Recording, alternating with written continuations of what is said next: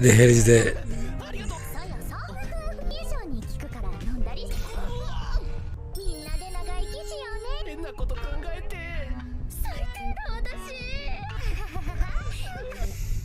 What's up, guys? Arya here from Tech Source. We're here today at the Santa Clara Micro Center. Whoa. What are you doing?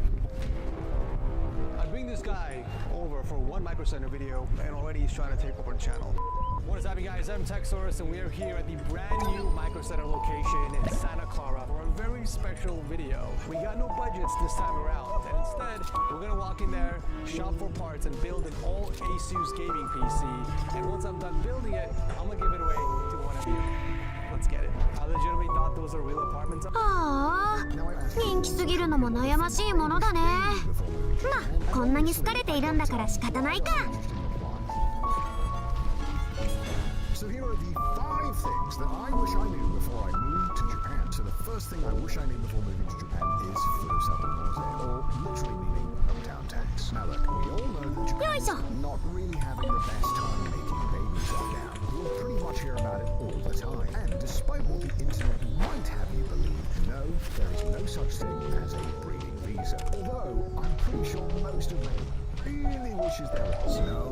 Instead, Japan has taken a rather unique approach to the population. You see, Tokyo, Osaka, and all the big major cities that we know about are actually growing in size. This means a lot less tax money going to the smaller towns suffering from the effects of depopulation. So the bigwigs in the Japanese government came up with a genius solution. And I have to admit, it's pretty damn good. They came up with Furusato Nose. It's a system that lets any tax-paying residents within Japan divert a portion of their income and resident taxes to local governments outside of where they actually live, and in return, you get free stuff. But how does it work? Well, first of all, you need to go to one of these websites.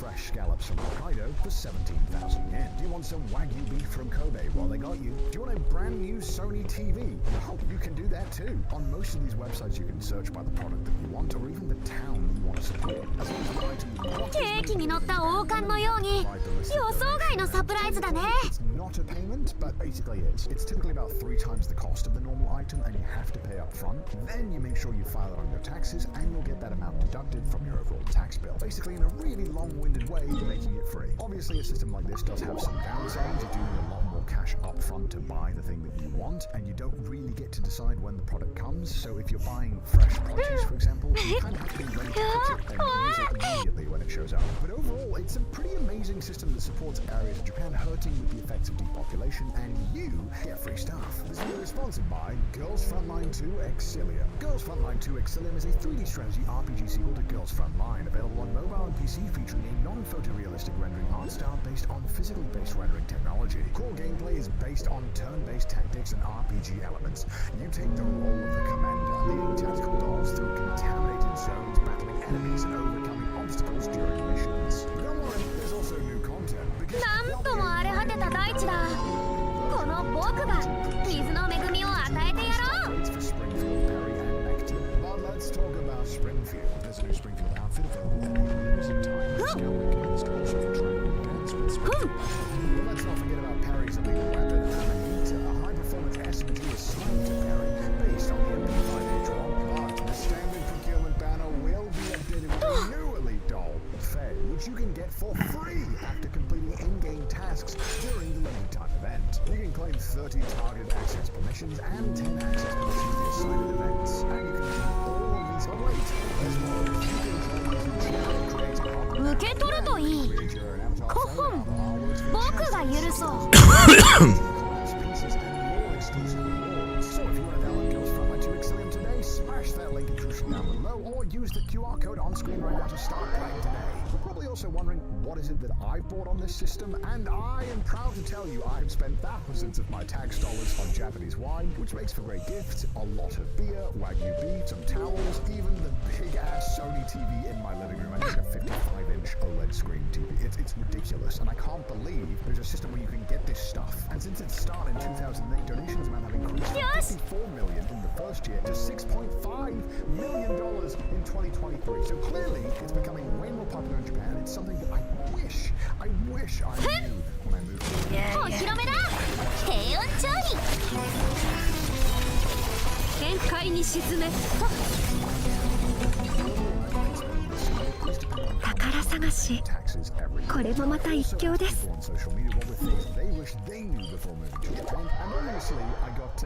I got some interesting reply. We love the internet.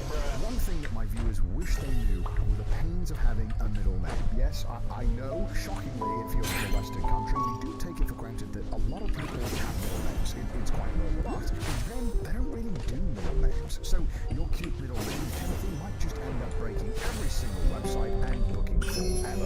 I do have a tip though if you have a middle name in Japan. Most of the time, just put your middle name in the first name box after your first name. Normally just solve all problems. Best of luck. But these光り輝くがいい。じゃじゃーん。冷凍の時間よ。無に季節と。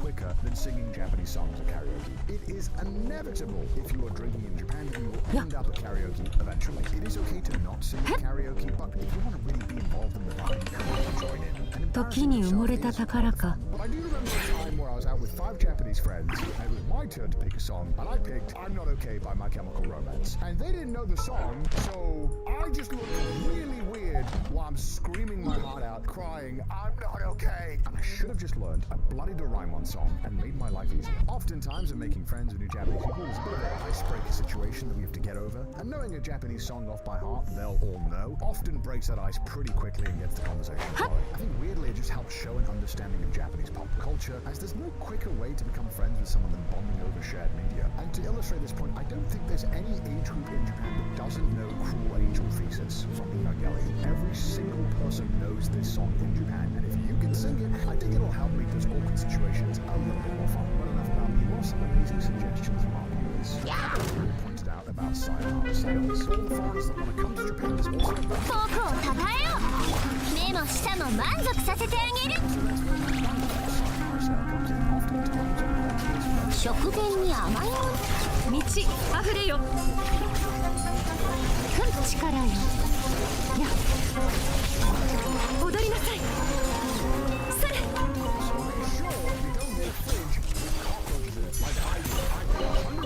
この幸運を。 It had cockroaches on it, and I'm still not over it. So don't do what I did. Please just look for the roaches. Moving on. And the third thing on my list of things that I wish I knew before I moved to Japan is reading the air, or in Japanese, kuki o yomu. Now, if you're into watching a lot of content about Japan, you've probably already heard this phrase before, and I had too, but I didn't really understand it until I got here. Kuki o yomu is a very Japanese cultural concept, and while it literally translates to reading the air, it actually is a bit deeper than that and has a lot more nuance. Sometimes people kind of refer to it as taking the hint, but I feel like that's kind of not doing the phrase justice. Now, confrontation in Japan is not really the go-to way of solving problems. Often they prefer to do what we refer to as beating around the bush, and it can feel really frustrating to kind of learn this concept when you first move to Japan, but being able to read the air in Japan is absolutely key and fundamental to living in Japan and having a good time. There was a really good BBC article about this as well that I'll link down below, but it also references a tweet that went viral in Japan in 2019 and it really helps explain this thought process. So the story goes that there was a businessman who had a potential client in Kyoto. This potential client that the businessman was meeting with complimented him on his watch. And at first the man thought, oh, he must want to know more about the watch, so he began to explain all of the watch's features to the potential client. 努力は報われるべきだ。 What the man wanted to do was to look at his watch so he could see the time and wrap up the conversation. And to be honest, I would have a really hard time connecting those dots. I wouldn't think, oh Connor, that's a nice watch, please stop talking. Although now I'm sure there are people commenting that in the comments. Please don't comment that. Obviously in most Western countries, I would be like, oh, look at the time, hey, it's 12:30, I gotta bounce. And that wouldn't really be considered rude. But in Japan, this man's thought process is, hey, I'll offer this guy a compliment by saying, hey, your watch looks really nice. Thus making the man look at the watch, be aware of the time that is passing and the amount of time that he is using up, hopefully then pressuring him into getting the hint and wrapping it up. Although even in this scenario, a lot of Japanese people were kind of confused by this. And honestly, at first it was a bit of a culture shock to get used to this. Although I do think that culture shock isn't the right word at times. I think maybe like the growing pains of expanding my worldview. Whenever I'm filming in Japan, for example, I always have to ask for permission. There is no kind of whoopsie situation. In Western countries, we often have this mentality of it's better to ask for forgiveness than ask for permission. And we generally have more room to mess up in Western culture. I'm not saying either way, but this non-confrontation. There's also a fantastic video on this exact topic by Dogan, which I'll link down below. Highly recommend it. His insight is so much better than mine on this topic and really helps explain this kind of cultural difference. And to steal from what Dogan says and kind of summarize a little bit, please go watch the video, it's amazing. Throughout Japan's basically entire history, it has been faced with a potential world-ending disaster, one after the other. And people need to stay calm and collected when facing this common aspect of Japanese life. And Japanese people have just developed a way to prioritize the group over the individual to get through these events. It's only recently where I felt I really truly began to understand this. So when you find yourself in Japan next, hopefully you'll be a bit more conscious about reading the air. And before I tell you number 4, let's go back to the viewers to see what they also wish they knew. So here are some very fast tips. Get used to using the app Line. Everyone in Japan uses it to communicate and no other apps are really popular, so you have 世界を熱狂の渦にじゃじゃーん最高の一品よ冷凍の時間で食う万象よ巡れ取ったふっふっそれはっ Those bullet train stations, Shin-Aomori and Shin-Hakodate, are pretty far outside the town, so just make sure you get them. Next up, but I wish I knew before moving to Japan. Now I know you have all heard this complaint before, but it is a real one, and it is a truly terrifying aspect of Japanese culture that I wish I had prepared myself for more. It is the endless bureaucracy and forms. I never had 失礼お披露目だ食前に甘いものをガンのように羽ばたけ人類星々よ静かに眠雪を舞え神里流透滅歌え僕の生ものやあ a lot of time and headaches. For example, obviously I'm addicted to being on the internet. So the first thing I did Installed in my brand new apartment. So, as you can imagine, wide-eyed Connor signing my first contract in Japan.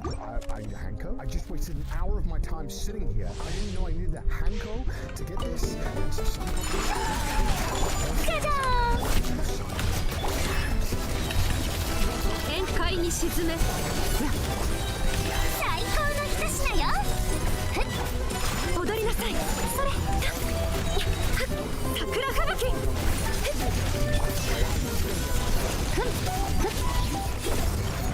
Fine, but okay, I'll go and open my Japanese bank.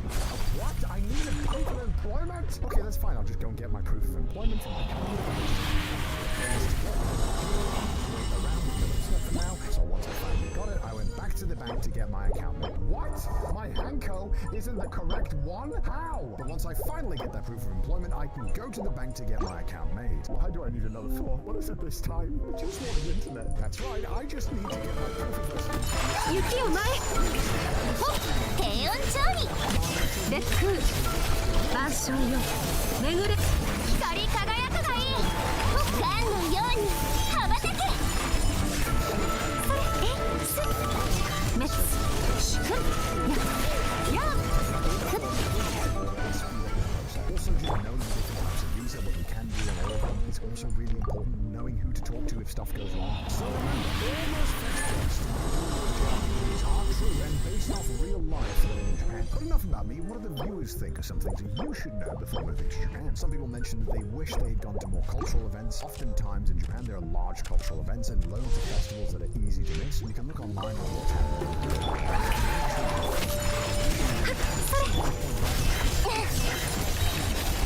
星々よ静かに眠れ目も舌も満足させてあげる踊りなさい立った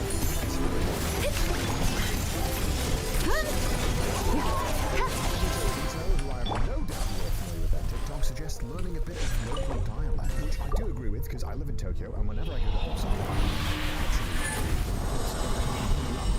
it would be so much easier if I knew a little bit of Kansai Ben, and it would just be a fun talking point. Obviously, another thing that you should know before moving to Japan is that working within Japanese companies can be pretty brutal, and it's not for the faint of heart. Work-life balance isn't really a thing in Japan, and just make sure if you're applying for a company, you do your due diligence and make sure you're not getting yourself into working 90 hours a week. That is obviously an exaggeration. And the final thing that a lot of viewers wish they knew before moving to Japan is that it is very important to make friends. But don't worry, just put yourself out there and you'll make a lot of friends, right? And the final thing that I wish I did before moving to Japan is, it's pretty obvious, I should have learned more Japanese. この同点も And one thing that shocked me when I was making this video with so many of the responses to the question, what is one thing that you wish you did before moving to Japan, said, improve their Japanese. People who knew nothing, all the way up to people who were fluent in Japanese, still wish they had learned more Japanese. Obviously, life circumstances are very different, and people all can't be in one thing before they moved to Japan, although I really wish I had been. But any amount that you can increase your Japanese proficiency by will just go a very long way. One of the main reasons why people end up feeling a bit more isolated in Japan than usual is because of the lack of ability to communicate. I didn't know I was moving to Japan until about 6 months before, and I had 6 months where I easily could have spent time learning Japanese, but for whatever reason I didn't, and I wish I had done. 刀は技を支え匠は宝を有す Which is a good way to learn, but I ended up picking some really habits up whilst doing it, so we recommend it. So no matter how good you are at Japanese, make sure to learn as much as you possibly can before moving to Japan. It will make your life significantly easier. And even now that I've been here for nearly 6 years, I do often feel like, man, I wonder how many of those fun things that I did could have been enhanced more if I just knew. Bismillahirrahmanirrahim, ya Allah. Okay, please create. Create. So those are 5 things that I wish I had learned or knew before moving to Japan. Let me know down below if you live in Japan and if there were some things that you wish you had learned 刀は技 Yeah, を please. 支え That's gonna be great. 匠は宝を有す on your journey, and obviously consider subscribing. Please create. Fuck. See you guys soon. Bye.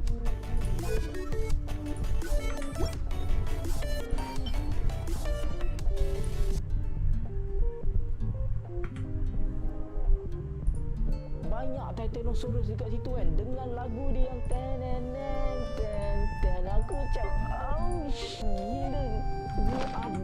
Saya baru saja selesai tonton Jurassic World Rebirth dan man pasal filem ni.